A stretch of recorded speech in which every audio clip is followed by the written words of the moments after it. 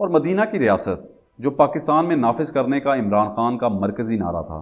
لیکن جو اصل مدینہ کی ریاست تھی اس کی بنیاد طاقت پر نہیں بلکہ اخلاقی قیادت، صبر اور مفاہمت پر رکھی گئی تھی۔ Prophet Muhammad peace be upon ہم نے شدید مخالفت اور جنگوں کے باوجود جہاں ممکن ہوا ٹکراؤ کی بجائے درگزر کو ترجیح دی، اور فتح مکہ اس کی نمایاں مثال ہے۔ اس لیے ریاست مدینہ کا حوالہ محض نعرہ نہیں بلکہ حکمرانی کے لیے ایک اخلاقی معیار اور عملی رہنمائی تھا۔ جہاں غلبہ ہونے کے باوجود درگزر اور مفاہمت کو ترجیح دی گئی، تو اگر اسی اصول کو سامنے رکھا جاتا تو پاکستان کی سیاست میں دہائیوں سے جاری انتقامی طرز عمل کی بجائے ایک مختلف راستہ اپنایا جا سکتا تھا، کیونکہ دوسری پارٹیز تو دہائیوں سے مار دھاڑ اور سیاسی مخالفین کو جیلوں میں ڈالنے کی سیاست کرتی آئی ہیں۔ ان کا تو ایک سیاسی چکر چل رہا تھا جس میں پہلے اقتدار میں آنے والا ہیرو اپنے مخالف کو جیل بھیج دیتا، پھر وقت پلٹتا تو وہی قیدی ہیرو بن کر باہر آتا اور اس پہلے ہیرو کو جیل میں ڈال دیتا۔ یعنی صرف کریکٹر بدلتے تھے، طریقہ نہیں۔ لیکن عمران خان ایک نئی قیادت کے طور پر ابھرے تھے جنہیں پبلک نے وراثتی سیاست کے دائرے سے باہر